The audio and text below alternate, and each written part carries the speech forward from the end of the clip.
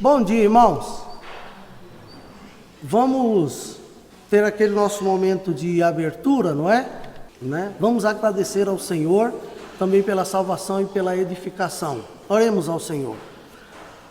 Pai, essa manhã nós somos gratos ao Senhor por sua bondade, pela salvação, pela oportunidade de estarmos aqui e por podermos orar e buscar ao Senhor. E também por podermos confessar os nossos pecados que cometemos por palavras, por pensamentos e por ações. Obrigado porque somos o teu povo e o Senhor nos salvou. E embora pecadores com dificuldades para caminhar, nós estamos na tua presença e pedimos a tua misericórdia para conosco. Abençoe também a nossa edificação essa manhã, a perseverança. Obrigado porque esse mês nós temos bastante aniversariantes, inclusive hoje, especialmente o aniversário do irmão Raul. Nós somos gratos ao Senhor por ter o Senhor, o seu servo em nosso meio. Esses dias ele esteve adoentado, ainda está se recuperando, mas nós somos gratos ao Senhor de todo o nosso coração por ele estar conosco, e não somente ele, mas todos os irmãos desse mês de fevereiro e todas as pessoas, membros e congregados da nossa igreja. Obrigado essa manhã, fale aos nossos corações por sua palavra e nos abençoe, no nome do Senhor Jesus. Amém. Amém, meus amados. Vamos louvar o Senhor? Vamos louvar o Senhor essa manhã.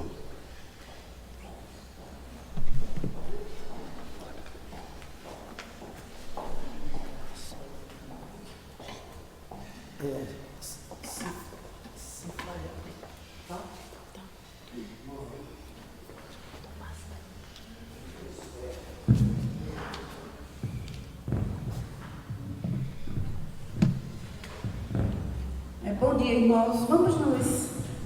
Vamos ficar em pé para louvarmos o nome do Senhor.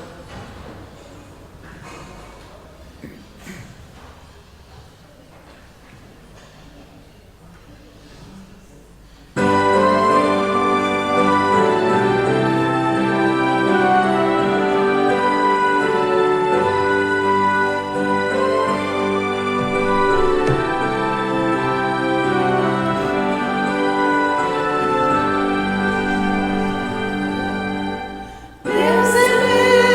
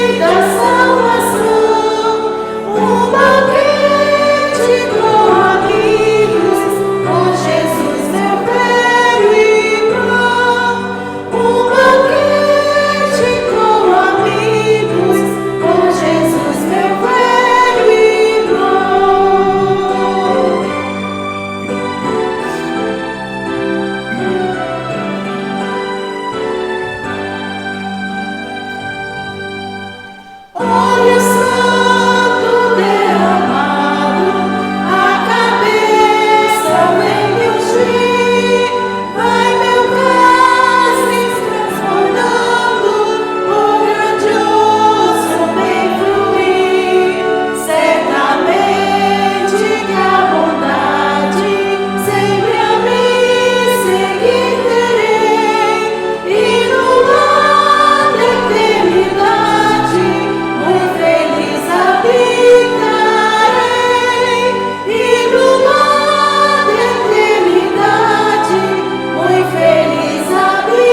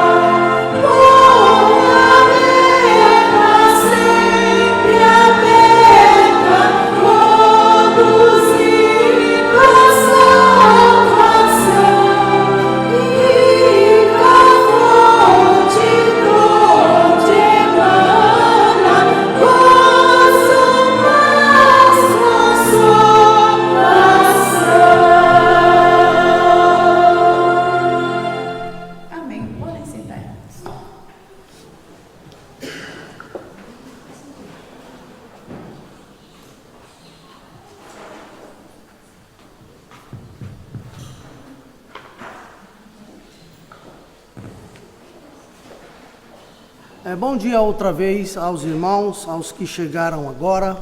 Sejam bem-vindos à casa do nosso Deus. Nosso estudo nosso devocional dessa manhã é na primeira carta de Pedro. Coincidentemente, eu vou pregar à noite também na primeira carta de Pedro, e coincidentemente a gente está estudando a carta de 1 Pedro nas quartas-feiras, tá bom? Mas caiu hoje a primeira carta de Pedro. Esse Pedro aí é aquele Pedro mesmo, o Cefas, apóstolo do Senhor Jesus, que escreveu essa carta.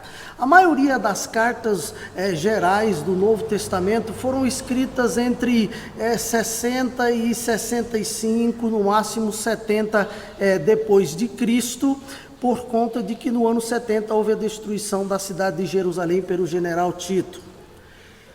Então essa carta foi escrita mais ou menos perto daquela época, e quando os crentes judeus estavam sendo perseguidos, não os judeus religiosos, mas os crentes que haviam se convertido, que tinham saído do judaísmo. É por isso que Pedro diz assim no capítulo 1, versículo 1: aos eleitos que são forasteiros da dispersão, no Ponto, Galácia, Capadócia, Ásia e Bitínia, ele diz, esse é um texto especial para o estudo da salvação, eleitos segundo a presciência de Deus.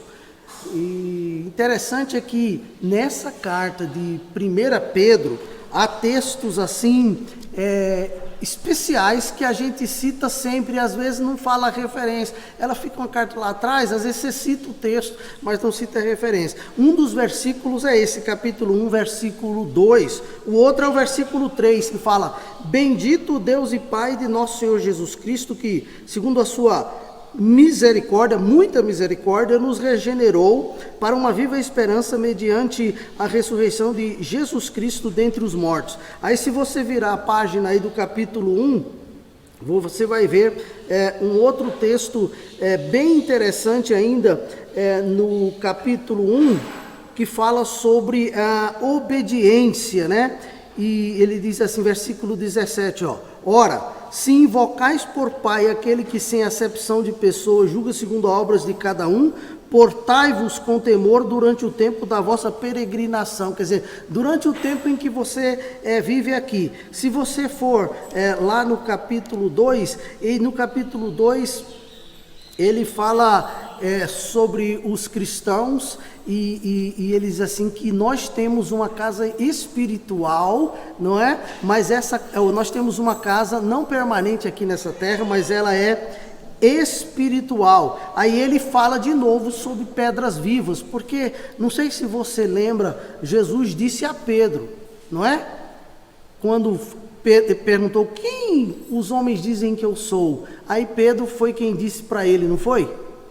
Tu és o Cristo, filho do Deus vivo. Aí ele disse, bem-aventurado és tu, Simão Barjonas, não é? Simão, filho de Jonas, ou Pedro, ou Cefas, veja.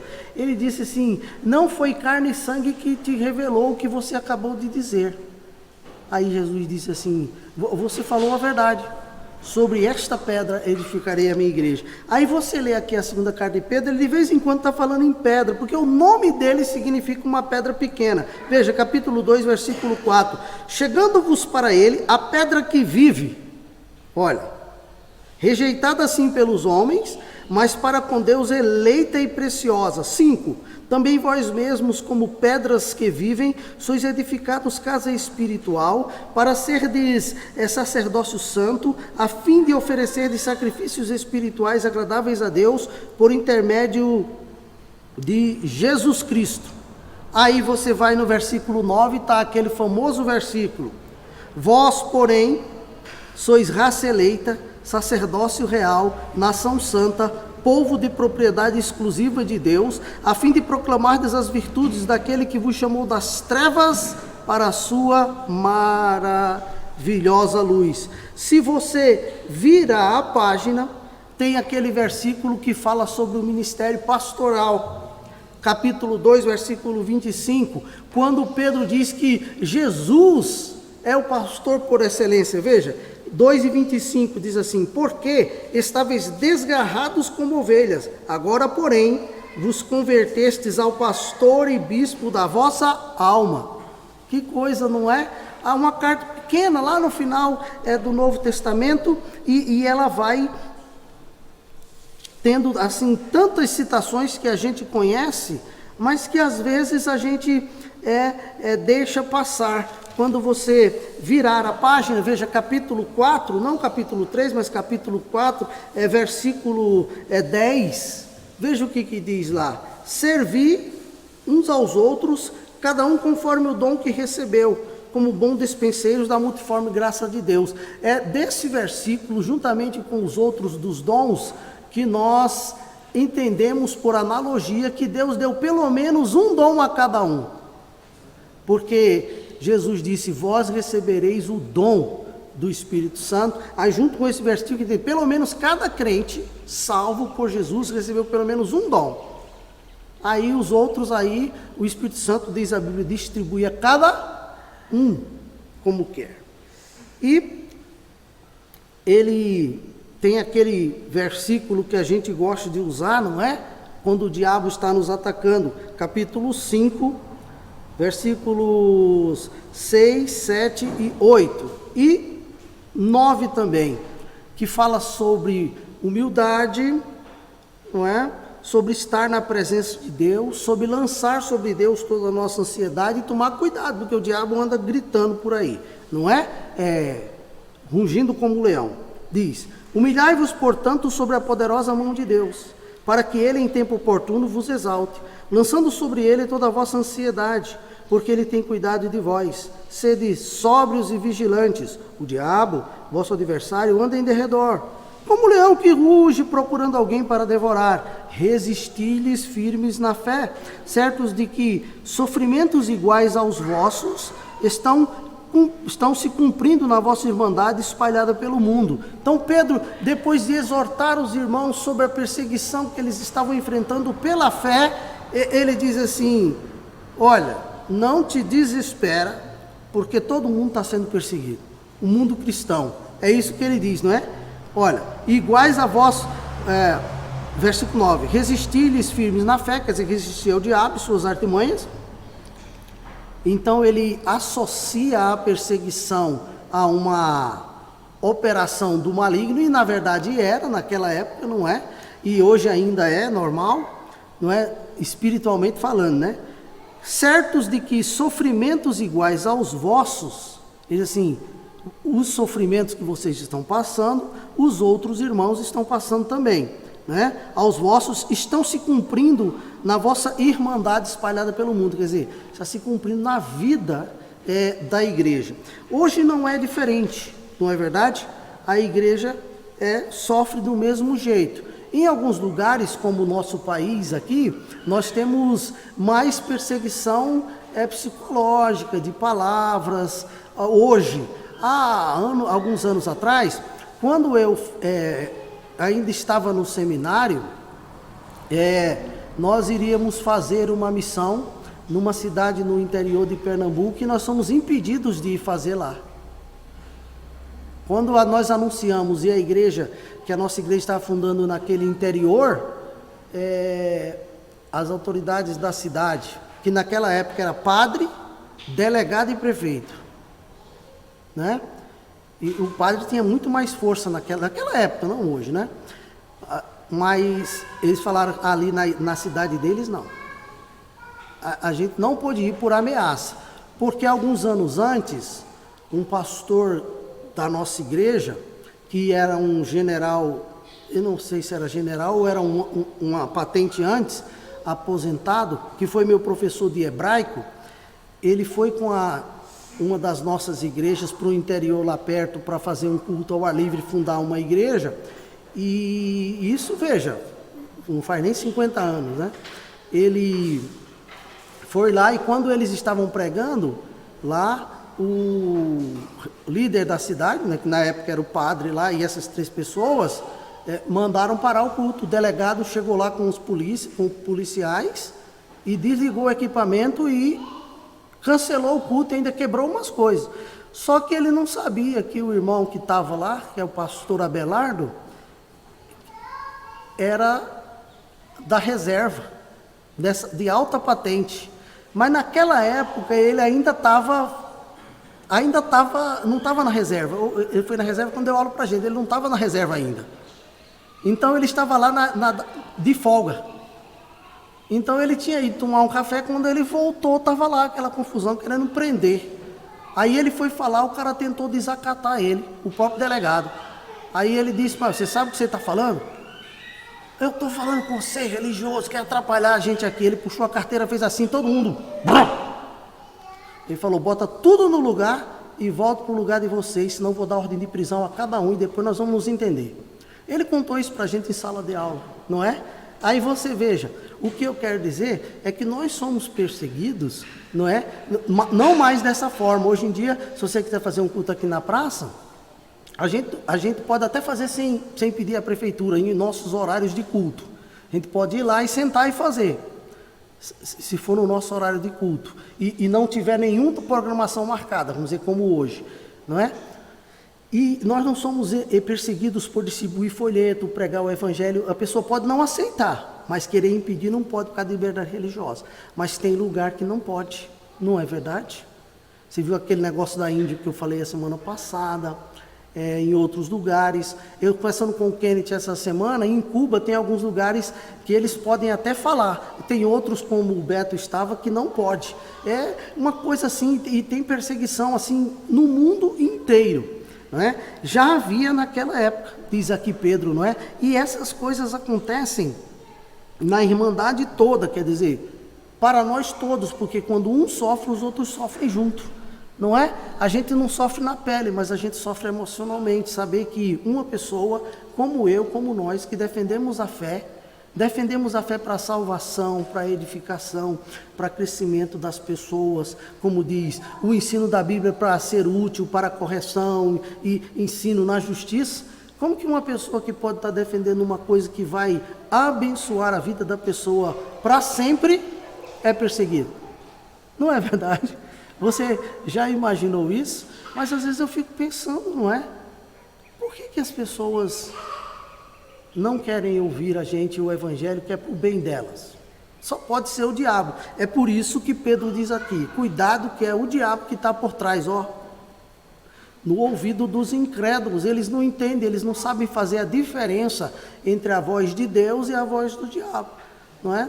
Porque também, coitados, não têm o conhecimento da Escritura, a gente tem que ter misericórdia, orar por eles, mas a gente sofre com isso, não é verdade?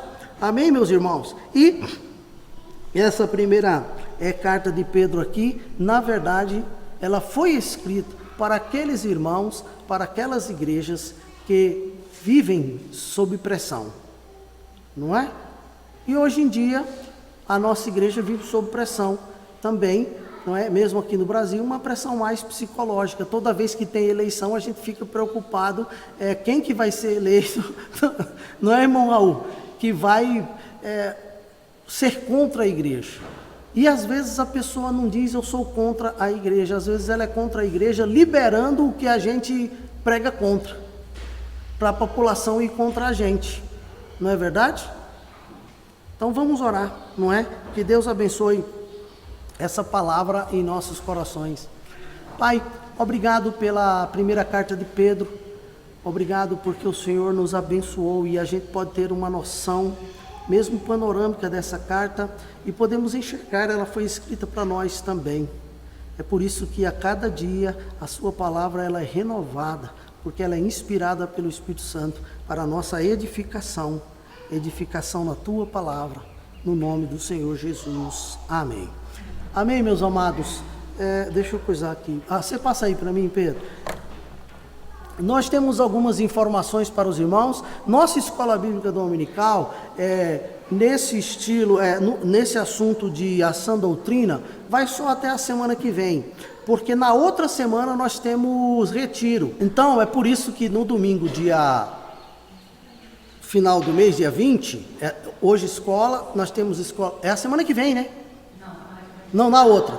Nós temos escola, aí na outra não teremos escola e não teremos culto, tá bom? Eu vou me informar lá se vai ter escola dominical lá, porque eu não sei como vai ser a programação.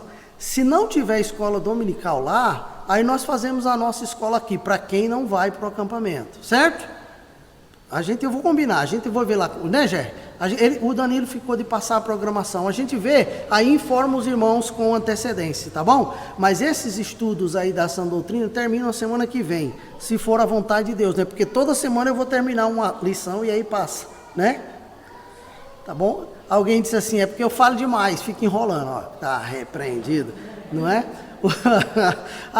O segundo aviso é o juízo de Deus. Domingo passado eu falei sobre o juízo de Deus sobre o povo de Israel. Eu falei no geral, não é o juízo de Deus, o juízo sobre Israel. Nesse domingo agora eu vou falar sobre o juízo de Deus em relação à igreja. Eu coloquei, toda semana eu tenho colocado, inclusive eu colocava depois o assunto no domingo seguinte, mas agora eu estou colocando antes. Tá bom? A pastoral de hoje é sobre esse assunto. E vai até no penúltimo domingo também, porque o último domingo estamos dependendo dessa questão aí. Possivelmente vamos estar lá no culto à noite, tá bom? E se alguma coisa mudar, a gente fala, tá? Nós estamos às quartas-feiras estudando, eu já disse, a primeira carta de Pedro, orando, explicando e aplicando todas as quartas-feiras à noite. Ela é presencial e também online. Nós estamos, como nós estávamos um período parados, não é? Passamos praticamente 3 semanas, não é? A tesouraria da igreja teve dificuldades para contabilizar as finanças da igreja por conta de ausência de alguns dízimos e algumas ofertas, por conta de que a igreja também estava só online. Mas quem está online pode contribuir também, tá bom? Banco Sicoob, número do banco 756, agência 4264, e a conta corrente da igreja é 518808. Se a pessoa quer fazer Pix ao invés de transferência, essas coisas, está sendo mais fácil, ainda não está sendo cobrado, né? É 03046 259/001-61. Essa conta, esse Pix, tudo, para os irmãos que estão aqui presencialmente, está no boletim da igreja, aqui na parte de trás, tem tudo escrito direitinho. Para você que está com a gente online, tá bom? Você pode anotar isso aí, ou então no Facebook fica salvo, e também lá no YouTube fica salvo o vídeo, a pessoa só dá uma olhada. Deus abençoe a vida de cada um. Vamos louvar o Senhor, e depois então nós teremos um café da manhã, e o nosso intervalo, e depois estaremos então estudando a palavra do nosso Deus.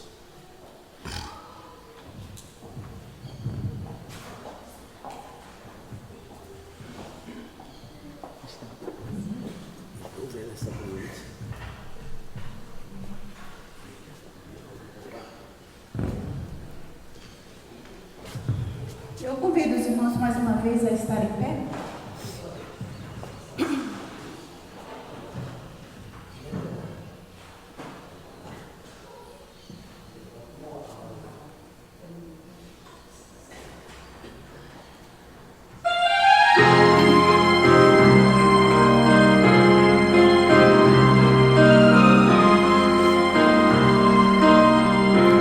Sofrimentos eu causei, Senhor, se o meu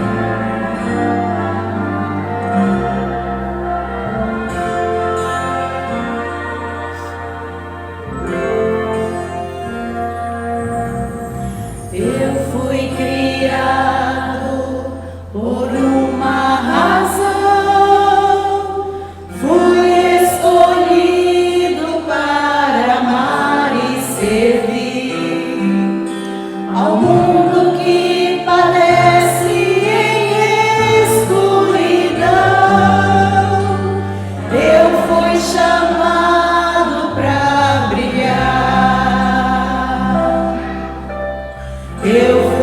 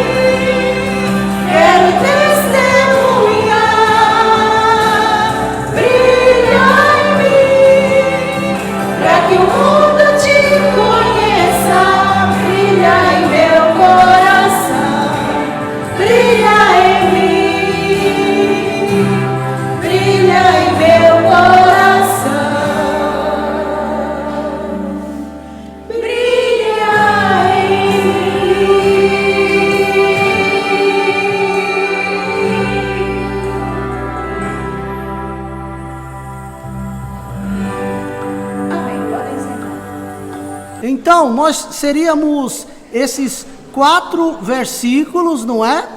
E mais esse aqui que fica para a semana que vem, tá bom? Aí é o que a irmã Marisa citou. O que eu vou falar? A semana que vem, esse aqui que a gente memorizou hoje já tá na ponta da língua. Aí entra, qual é o que está aí no boletim? Abre aí para mim. João 4:24. Quem memorizar, João 4:24. Quem memorizar esse, quem falar semana que vem esse e o da semana que vem, aí ganha um brinde igual o da Franciele. Só que eu não vou esquecer de trazer dessa vez. Tá bom? O da Franciele que é nora, né? Aí, tá bom? Tá em família, né? Semana passada nós concluímos dizendo assim que a sã doutrina existe para a santidade. Sem santidade ninguém verá o Senhor. Santidade a gente viu que é separação, não é? Separação do pecado, do mundo, das coisas desta vida que são pecado. Porque tem coisas nessa vida que não é pecado, não é? Vou dar um exemplo. Casamento é pecado? Mas é uma coisa da terra, né? Ninguém casa nem se dá em casamento lá no céu. Foi Jesus que disse isso, não foi? Então, mas o casamento é da terra, mas não é pecado casar, não é? É pecado sexo antes do casamento, não é? Que a Bíblia chama de fornicação quando é sexo entre solteiros e adultério quando é sexo entre um casal e um solteiro, e prostituição quando é sexo comprado, né? Sexo pago. E tem outras coisas aí, não é? Que aí a gente chama de perversões ou paixões perversas relacionadas ao sexo. Então, este mundo, ele tem muitos atrativos, mas alguns não são pecado, outros são, aí a gente tem que saber separar, e nós vimos então isso semana passada. Hoje, nós vamos ver que a sã doutrina existe para o amor e a unidade, tá bom? Então, a sã doutrina existe para o amor, ok? Então, a Bíblia ordena repetidamente que nós nos amemos uns aos outros. Deuteronômio 6, de 4 a 6, fala que nós devemos amar os nossos irmãos, amar uns aos outros. Isso no Antigo Testamento, baseado na letra da lei. Baseado na letra da lei. Por quê? Porque Deus precisava estabelecer mandamentos para o povo seguir. Por quê? Porque o povo era transgressor, certo? O povo era pecador. Como nós somos pecadores, nós precisamos de parâmetros que dizem o que a gente chama de, que não é que coloque uma cerca na gente, mas que nos ensine os limites. Vou dar um exemplo. Nossos filhos, não é? Quem tem filhos pequenos sabe disso, né? E quem já teve também sabe. Quando a gente está educando eles, a gente precisa impor alguns limites, não é? Porque eles vão crescendo e eles vão aprendendo, não é? Olha, a criança, quando ela é novinha, você vai visitar uma pessoa, ou uma pessoa vem na sua casa com outra criança e traz o brinquedo. A criança que não tem aquele brinquedo, a maioria das vezes pega o brinquedo do outro, não é? E fica bravo. E o outro fica chorando porque ele tomou o brinquedo. Aí você vai lá, não filho, esse brinquedo é de fulano e tá, aquela discussão toda. O que a gente faz depois? Com o tempo a gente vai educando, a criança é pequenininha, mas ela ainda não entende. Não é seu não, mas ela fica chorando porque ela não entende esse negócio de propriedade. Não é? A gente vai ensinando que o que é dela, o que é dos outros é do outro. Não pode pegar o que é dos outros assim, chegar e pegar. Não é verdade? E ela vai aprendendo. Quando ela cresce, ela sabe disso. Então ela não pode chegar e roubar um carro de outra pessoa. Não é verdade? Agora alguns até fazem depois porque são pecadores e transgressores. É a índole do pecado. Mas eu estou falando, nossos filhos precisam de limites, não é? Querem botar o dedo na tomada, não é? A tatazinha chega lá em casa, entra na cozinha. Se a gente bobear, tem 3 coisas que ela gosta de fazer, se a gente der bobeira. Ela gosta de... Tem uma tomada assim perto do armário. Ela assim é pecadorazinha, Aí ela se encosta na parede, que ela sabe, a gente diz, não, a Juca fala, é perigo. Mas aí ela não coloca, ela se encosta na parede, a tomada está aqui. Aí a gente faz assim, ela... Entende? Tem que ensinar os limites. Uma outra coisa, ela chega lá, ela não consegue fazer isso quem fica no pé. Ela olha assim, ó, direto quando ela entra na cozinha. A visão dela vai direto assim, na ração e na água da Gabi. A Franciela disse que ela gosta de lavar a mão na água da Gabi. Mas é verdade, ela se ajoelha, ainda dá uma bobeira, e são 2 potes, ela bota as 2 mãos assim. Ou então ela pega a ração, se bobear, bota na boca. Mas o que ela precisa? A gente precisa todos os dias ensinar ela. Tem dia que ela está danadinha demais, a gente tem que tirar a ração e a água dali, porque ela não vai parar. Mas a gente vai ensinando, não é? E a questão do mandamento é esse, é estabelecer limites, dizer até onde a gente pode ir. No amor, não é? Há o limite da irresponsabilidade. A gente tem que amar com responsabilidade. É como na educação dos filhos, não é? Segundo, a Bíblia ordena repetidamente que amemos ao irmão em Cristo. Não apenas amar a Deus, mas amar o nosso irmão. Também com responsabilidade. Não é verdade? O que às vezes falta em mim e em nós, o povo de Deus, no amor entre os irmãos, é essa questão do limite e da responsabilidade, não é?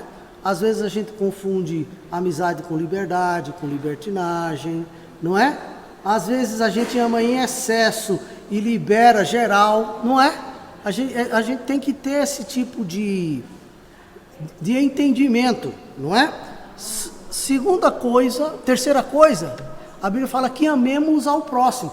Você veja uma coisa interessante. Eu coloquei aí, porque o Novo Testamento também fala disso, mas eu coloquei Deuteronômio 6, de 4 a 6, que é aquele texto que Deus fala para guardar a palavra de Deus e tudo, mas fala que nós devemos amar o Senhor, o Deus, de todo o coração, de toda a nossa alma, de todo o nosso entendimento, que é o primeiro mandamento que Jesus cita no Novo Testamento.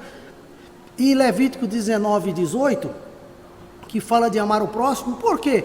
Porque geralmente há uma crítica no mundo, não é? E das pessoas que não conhecem a Escritura, de que no Antigo Testamento era só ódio. Não tinha amor. Claro que tinha. Está aí Levítico 19 e 18, falando claramente que a gente deve amar o nosso próximo. Porque aí fala do cuidado para com qualquer pessoa. Cuidado com o irmão necessitado, cuidado com o estrangeiro. Entende? E ordena repetidamente que amemos até os nossos inimigos, hein? Romanos 12, 19 a 21, Paulo fala claramente que nós devemos amar as pessoas que perseguem a gente, que são contra a gente. Pastor, semana eu e o Paulo, nós estávamos lendo essa passagem, acho que foi um devocional, eu falei para ele assim, mas é tão difícil você dizer, eu amo o meu inimigo, porque às vezes eu me sinto assim hipócrita, porque eu não amo o meu inimigo, mas o que eu tenho que fazer? Não odiá-lo, não desejar mal para ele, né? Desejar que tudo vai bem na vida dele, mas amor igual eu tenho pelo Raul, pelos irmãos em Cristo, não vou ter, não está no meu coração isso. Pode haver essa diferença, por exemplo, eu não amo meu inimigo, nem sei quem é meu inimigo, mas vamos supor que eu tenho um inimigo, eu não odeio, não desejo mal para ele, isso já é amar? Isso já é amar. Isso já é amar. Porque funciona assim, veja, o cristão, na verdade, ele não biblicamente, não é para você ser inimigo de ninguém, da sua parte. Agora, as pessoas não cristãs, algumas, se tornam inimigo da gente simplesmente pelo fato de você ser cristão. Quer dizer, tem pessoas, eu não sei se você percebe, tem pessoa que não gosta da gente porque a gente é crente.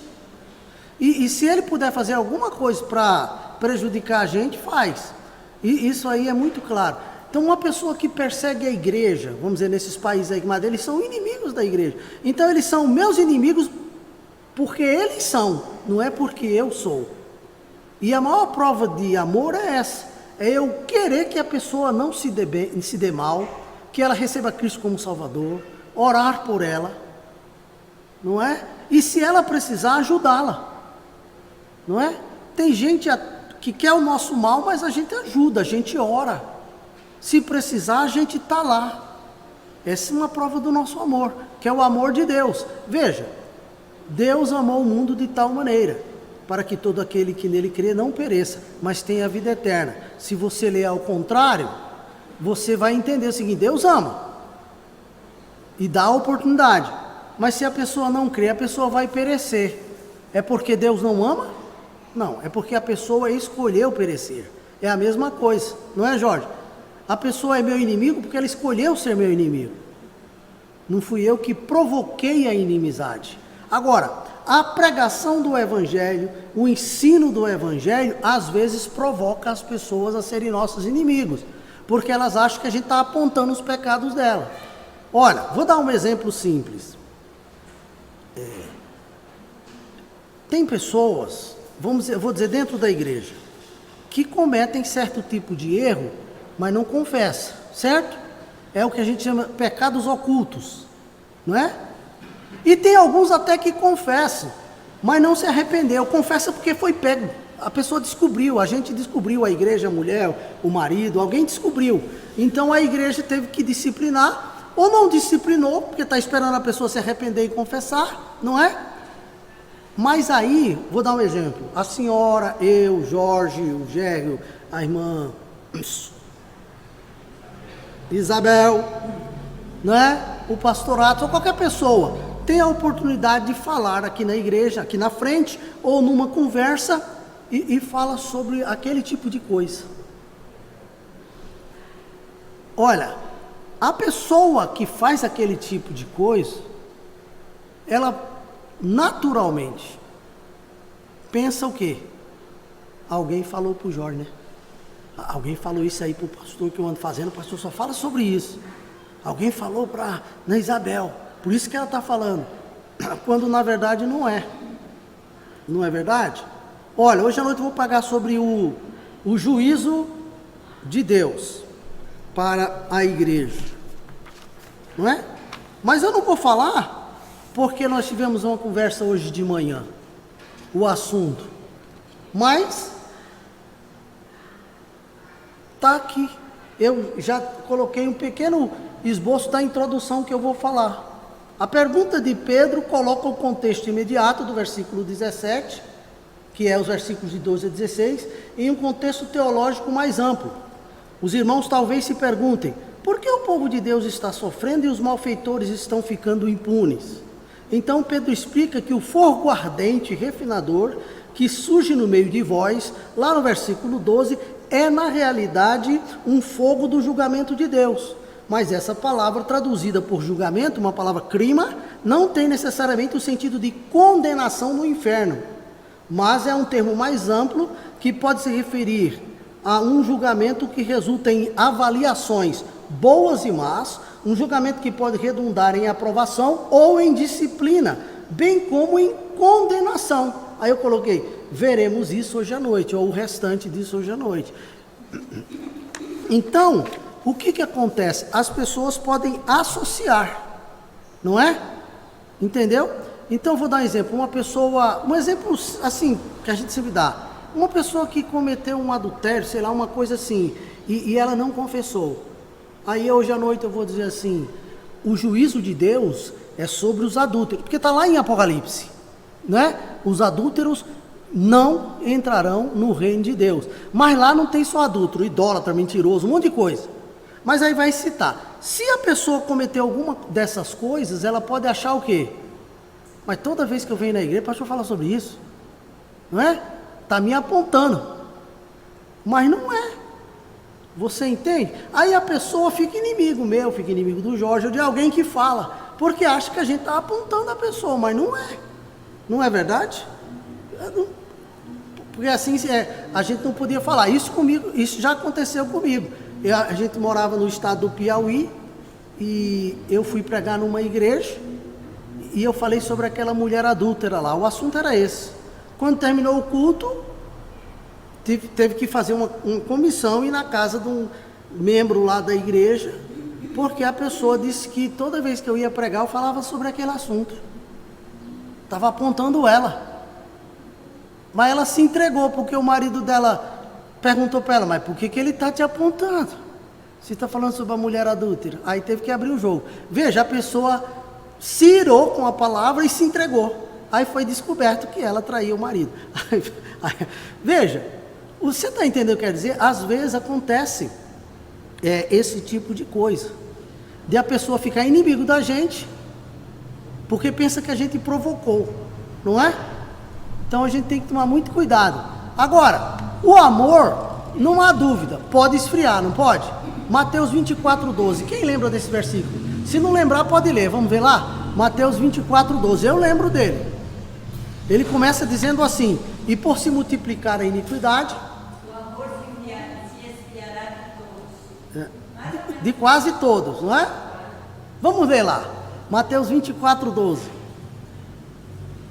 E podemos perder o amor que um dia sentimos. Outra pessoa abra Apocalipse 2:4. Mateus 24:12 e Apocalipse 2:4. Quem abriu? Pode ler. Ele, por se multiplicar a iniquidade, o amor de muitos se esfriará. Se esfriará. Tem uma versão também que ele diz de muitos. Tá certo? Na outra versão, quase todos, de muitos. É como a salvação. Lembra quando Jesus falou que derramou o sangue na ceia? Que ele estava instituindo a ceia, ele disse: o sangue da nova aliança, que foi derramado por muitos, não é? Não por todos. Por que ele diz? Se Deus amou o mundo e o sacrifício foi por todos, é porque foi para salvar todos, mas todos quantos o receberam é que serão salvos, não é verdade? Quem não recebeu aí não tem como. Até dentro das igrejas pode esfriar esse amor aí. É perigoso, não é? É muita coisa, não é? Oi.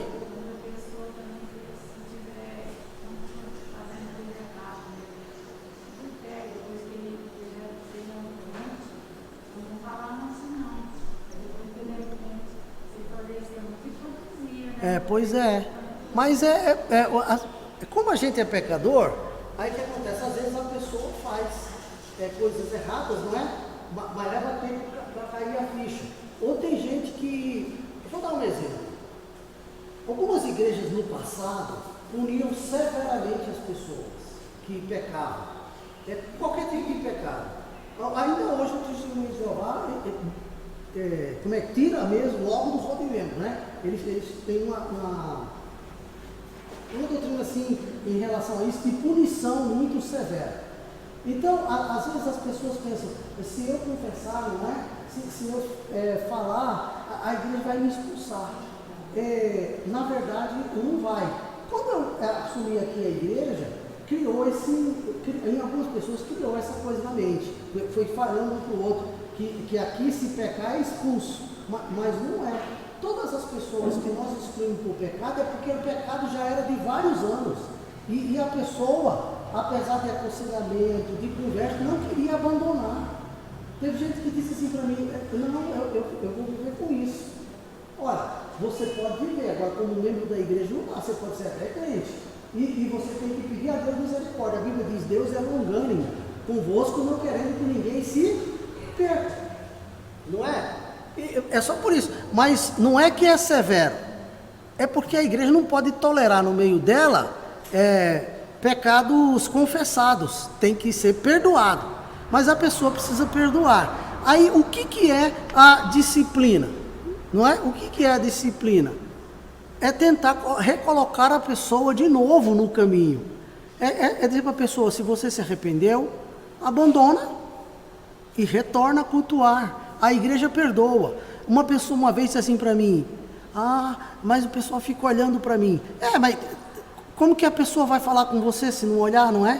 Tem que olhar. Mas a pessoa que comete o erro, ela fica cismada. Toda pessoa que olha, ela pensa, está me acusando. Mas não está, não é? É, como diz a Leila, é uma questão da consciência. Mas não é. A consciência acusa, não é? Não sei se você já fez alguma coisa errada e você fica cismado que alguém saiba, você fica... Eu já fiz, não é? E fiz uma coisa errada. Quando eu era mais jovem, com uma pessoa, e toda vez que eu encontrava a pessoa, que a pessoa olhava para mim, eu digo, ih, já sabe. Mas a pessoa nunca descobriu, porque eu também nunca confessei. Mas não era nada de pecado assim para a morte. Não era pecado para a morte. Né?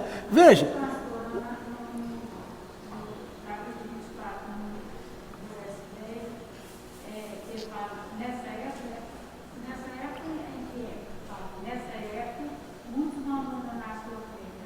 No fim. Nessa época que ele está dizendo aí, tinha dois significados. Na época da mudança apostólica para a nossa época, depois de alguns séculos, porque aquela igreja lá ia morrer, né, assim, fisicamente. E aconteceu durante a perseguição deles lá, até o ano 100 depois de Cristo. E serve para nós, porque esse é um texto que a gente chama de um texto escatológico, um texto que fala sobre o fim dos tempos. Então, acontece ainda com a gente. E Apocalipse 2 e 4, o que diz lá? Tenho, porém, contra ti que abandonaste o teu primeiro amor. Olha, isso aí, Jesus disse, né, nessa carta a uma igreja toda, não é? Mas para a igreja toda, para a igreja de Éfeso. Mas a gente sabe que quando uma palavra é genérica,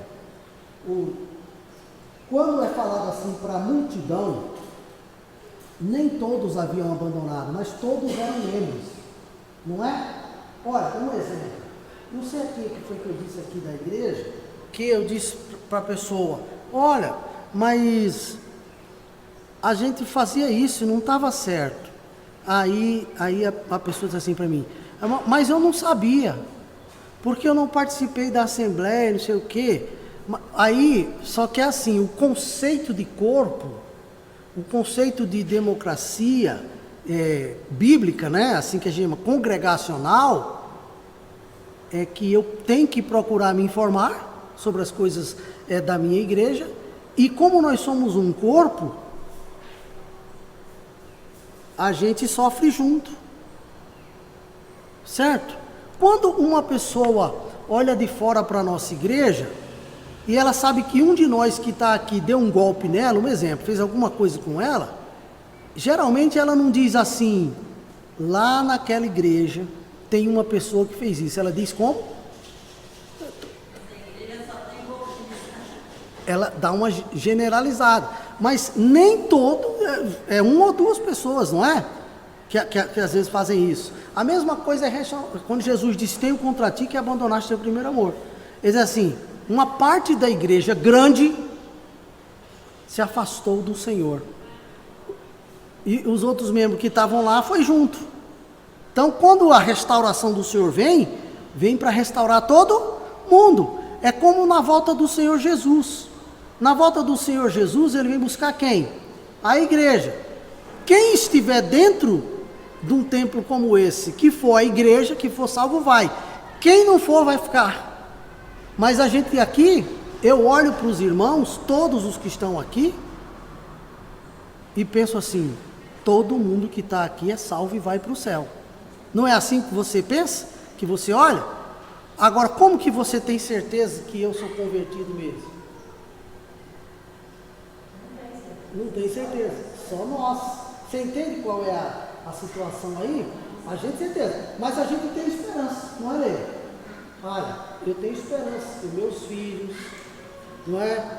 Que o Eudes, tem que orar muito, mas eu tenho, né?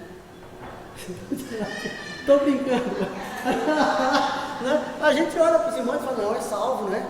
Vai para o céu, não é? Uma vez, numa reunião de pastores, um pastor perguntou para os outros, você tem certeza que todos os membros da sua igreja são salvos? A minha resposta foi, certeza mesmo eu não tenho não, mas eu tenho esperança. Não é verdade? Eu tenho esperança. Mas, Já teve gente que eu batizei e numa semana foi para o mundo e está até hoje.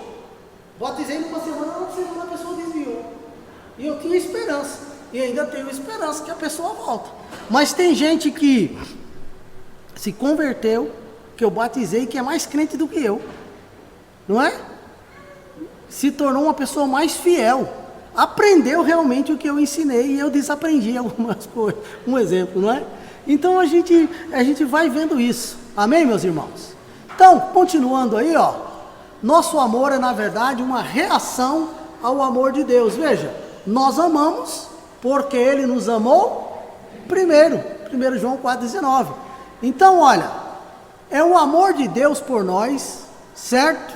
Em Cristo, que nos capacita a amar outras pessoas. Ele nos atrai e nos leva a amar outras pessoas e ainda mostra como deve ser o amor, porque é isso que a Bíblia diz. Olha, ame como Cristo amou. Faça assim, né? Quer dizer, a gente vê isso na Bíblia. Olha, então, a sã doutrina existe para o amor e isso é bíblico, certo? Abra sua Bíblia lá, na segunda carta de João. A segunda carta de João é quase no Apocalipse. Ela é antes do livro de Judas. A segunda carta de João, não é? Segunda carta de João, veja. Versículos 1 e 2. Veja. Amém? Abriu aí? 2 João 1 e 2. Ela só tem um capítulo só. É um texto só. Tem a primeira carta de João, que é depois de 2 Pedro. E depois tem a segunda carta de João. Aí diz assim: o presbítero, a senhora eleita. João se identifica aqui como um líder da igreja, né? Presbítero. A senhora eleita, a igreja. E aos seus filhos. Ele quer dizer assim: a todos os que já receberam Jesus Cristo como Salvador e receberam o poder de serem feitos filhos de Deus. Aí ele diz: a quem eu amo na verdade, e não somente eu, mas também todos os que conhecem a verdade. Ele diz: quem conhece a verdade, ama os irmãos. Por causa da verdade que permanece em nós, e conosco estará para sempre. Veja que coisa maravilhosa, não é? Mas aí, João diz que seus irmãos cristãos amam essa igreja em verdade por causa da verdade. Foi o que nós lemos. Aí ele diz que a verdade é a base do amor que nós temos uns pelos outros. Ela entrelaça nossos corações de um para com o outro. Veja, versículos 4 e 5. Porque o 3 é aquela saudação, né? Graça, misericórdia e paz. Mas o 4 e o 5. Fiquei sobremodo alegre em ter encontrado dentre os teus filhos os que andam na verdade, de acordo com o mandamento que recebemos da parte do Pai. E agora, igreja, ele diz: Senhora, peço-te, não como se escrevesse mandamento novo, senão o que tivemos desde o princípio, que nos amemos uns aos outros. Qual é a base desse amor? É o ensino do princípio. Qual é o ensino do princípio? É o mandamento. Lembra que a gente citou Deuteronômio capítulo 6, de 4 a 6, Jesus está falando daquele princípio lá. Amar a Deus e o próximo. Amém, irmãos? É o mandamento. Então é baseado na palavra de Deus. Então a verdade é a base do amor que temos uns pelos outros. O grande problema é que às vezes a gente não guarda a verdade, não é? Ele entrelaça nossos corações, né, essa verdade, um com o outro. Uma outra coisa, aquele escritor britânico, John Stott, disse assim: se somos cristãos, devemos amar nosso próximo e até nossos inimigos, mas estamos associados aos nossos irmãos em Cristo pelo vínculo especial da verdade, que é a Escritura. A verdade é a base do amor cristão recíproco, não é? Olha, uma das maiores provas de que nós amamos uns aos outros, como irmãos em Cristo e como membros da igreja, é que às vezes a gente se desentende uns com os outros, não é? Mas a gente não fica inimigo, a gente perdoa, E às vezes a gente perdoa antes do irmão pedir perdão, não é? Eu não sei se você já fez alguma coisa ou alguém fez com você e você foi pedir perdão, o irmão foi pedir perdão e a pessoa diz assim: eu já tinha te perdoado, não é?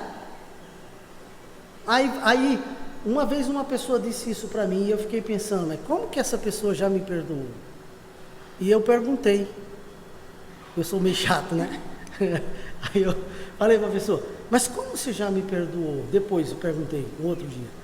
A pessoa falou, porque orar por você todos os dias. Entende? O amor de Deus, hein, transforma o nosso coração. O grande problema às vezes é que a gente não ora pela pessoa, né? Ou então ora pedindo para Jesus levar, né?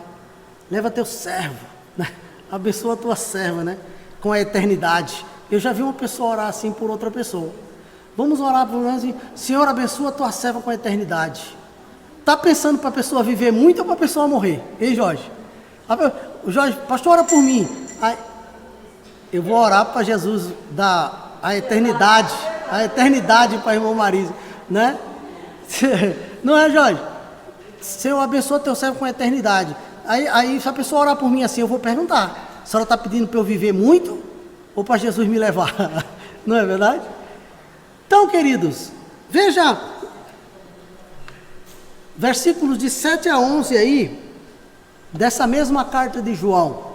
Né? João revela preocupação urgente, não é? Que o fez escrever. Qual era a preocupação de João quando ele escreveu essa segunda carta?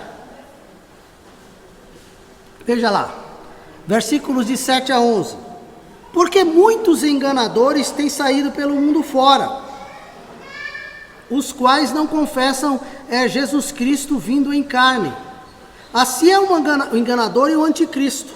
Acautelai-vos para não perderdes aquilo que temos realizado com esforço, mas para recebermos completamente o galardão. Veja, ele não está falando de perder a salvação, ele está falando de perder o cumprimento daquele mandamento de amor, que é um esforço, é ou não é, Leila? Não é um esforço? A gente faz um esforço para amar certas pessoas, não é? Olha, eu faço, eu tenho certeza que os irmãos fazem, não é? Aí para a gente não perder tanto esforço, é um galardão chegar no céu amando todos os irmãos. Todo aquele que ultrapassa a doutrina de Cristo e nela não permanece, não tem Deus. E o que permanece da doutrina, esse tem tanto o Pai como o Filho. Se alguém vem ter convosco e não traz essa doutrina, não o recebais em casa, nem lhes deis as boas-vindas. Porquanto aquele que lhe dá boas-vindas, faz-se cúmplice de suas más obras. Por que será que o apóstolo João fala isso? Não é? Ele diz, muitos enganadores têm saído pelo mundo, e eles não confessam o Jesus Cristo homem, eles não confessam a salvação, não confessam o sacrifício de Jesus, a ressurreição.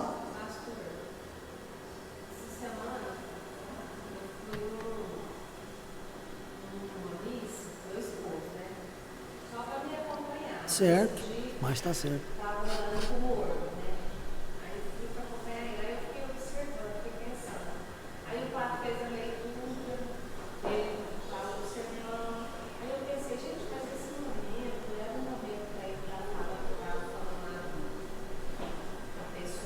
Que faleceu? Não da pessoa que faleceu, mas assim, do comportamento. Aí eu achei assim, que ficou muito vazio, porque deveria ter tal oportunidade para falar de pecado, as pessoas saíram do pecado. Mas não, ele não. Nem tocou no assunto, né? Não, aí eu achei que foi gente. E olha que nós fomos criados na igreja. Aí eu fiquei pensando que ele me fez eu fazer assim, uma reflexão geral. Mas hoje a coisa está assim, não é? A verdade já não é mais falada como verdade, não é? Ela é mascarada, não é? Ela é mascarada. Então, segundo a carta de João nos ensina, que na igreja sã doutrina é a base do amor que temos uns pelos outros, ela é o fundamento do nosso amor.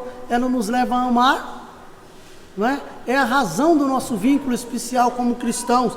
E nós, segundo o texto que nós lemos aqui, o apóstolo João, não é? Até não recomenda a gente ter comunhão com quem vive na prática de um ensino errôneo. Não é verdade? Na época dele, ele diz: não receba nem na sua casa. Não é? Está chegando um tempo que a gente parece que vai ter que fazer assim, não é? Tem gente que é tóxica, não dá para a gente receber, não é? Eu não sei se os irmãos pensam nisso, mas assim, eu vou ser bem sincero com os irmãos. Tem gente que eu conheço, que eu converso, falo a palavra de Deus, até aconselho, mas eu não estou orando, mas na minha mente eu dizia assim: mas se eu não tivesse que falar isso com essa pessoa, seria bem melhor. Mas Deus não deixa, né? Bota a gente na prova mesmo, porque tem gente que é tóxica, não é? Não sei se você conhece gente assim, gente que não conhece a Escritura, ou quando que conhece torce e fala. A gente tem que atender bem a pessoa, falar com a pessoa, sorrir com a pessoa, não é? Não é assim falsidade, não é nem hipocrisia, mas a gente tem que suportar esse tipo de coisa. Eu nunca orei dizendo para Deus me livrar, mas eu não orei para Deus me livrar, mas eu vou falar uma coisa: não é fácil não é verdade? A gente pede: Deus do céu, me ajuda, né? Me ajuda, porque é difícil. Mas aqui, na época, eles não recebiam mesmo, não é? Eu espero que a gente não tenha que chegar numa época dessa, não é?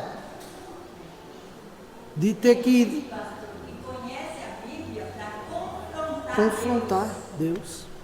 Eu conheço. Quer confrontar Deus e vem me confrontar, porque sabe que eu creio na palavra de Deus. Aí ele fica: não, mas Jesus foi tentado pelo demônio. Eu falei: foi, ele falou que não foi. Mas ele rebateu com a palavra. Com a palavra. Afasta-se de mim, demônio. Ainda falou isso: afasta-se de mim. Então, a senhora Aí eu vou ter que falar para ele, né? para trás, né? Jesus falou para Pedro. Para trás, Satanás, né? Então a sã doutrina existe para o amor. Vamos terminar só isso aqui, tá bom? Então, como diferentes doutrinas da Bíblia nos ensinam a amar? Primeiro, a doutrina de Deus, que a gente chama teologia pura, nos leva a amar a Deus. Quando a gente estuda sobre Deus e lê na Bíblia sobre Deus, cada vez mais a gente percebe que Deus é um Deus de amor. Agora, ele se ira por conta do pecado, não é? E nós estamos estudando sobre a ira de Deus. A doutrina do homem, que a gente chama de antropologia bíblica, porque existe uma antropologia normal e existe a antropologia bíblica, nos leva a amar o próximo. Por quê? Porque a gente lê na Bíblia que o próximo, não é pecador e carece da graça de Deus, não é? A doutrina da providência nos ensina a amar nossos inimigos. A gente estudou sobre a providência de Deus, não é? E a gente percebe que tem muita gente que está debaixo da providência de Deus, mas também debaixo do juízo. Precisa da misericórdia de Deus. Então a doutrina da redenção ensina o marido a amar a esposa. Aonde isso aí, pastor? A Bíblia diz que assim como Cristo amou a igreja, os maridos devem amar as suas esposas. E as esposas têm que ser o que aos maridos, Jorge? Obedientes, submissa, né? Ah, tá certo. Não é? E a doutrina do amor de Deus ensina todo o povo de Deus a amar os irmãos, não é? Então a gente tem dificuldade em certas coisas, mas a gente chega lá, a gente tem que fazer um esforço, não é? Olha, e aí nós vamos deixar isso para a semana que vem, não é? Porque nós terminamos, os assuntos são bons, não é? E a gente então demora um pouco conversando. Algum irmão tem alguma palavra? Jorge? Já veio contar, né? Então tá certo, sei que ele... Então, os irmãos têm alguma dúvida sobre essa questão? Tem, Eudes?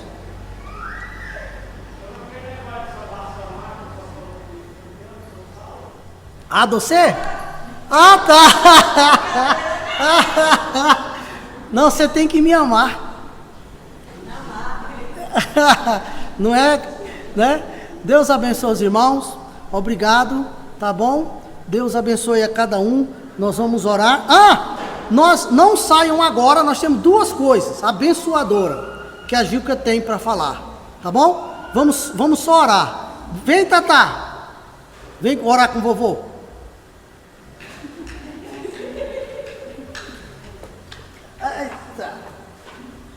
Estou dizendo que isso é uma crente. Por isso que eu creio na predestinação. É filho da aliança. Vamos orar? Senhor, muito obrigado por sua bondade para conosco, pela tua palavra. Louvado seja o teu nome pelo estudo de hoje. Ajuda-nos, ó Deus, a olhar para o teu amor. O amor que o Senhor tem por cada um de nós. E não somente por nós, mas pela humanidade toda. Ajuda-nos a estar na tua presença e a amar como o Senhor nos amou. É difícil para nós, pecadores, que guardamos ressentimentos, amargura, coisas assim que tentam atrapalhar a nossa fé e a nossa comunhão, unidade. Mas limpa-nos com o teu sangue e tem misericórdia de nós, para amarmos de verdade uns aos outros, porque o ensino da tua palavra é para o amor. Em nome do Senhor Jesus. Amém. Amém? Deus abençoe os irmãos.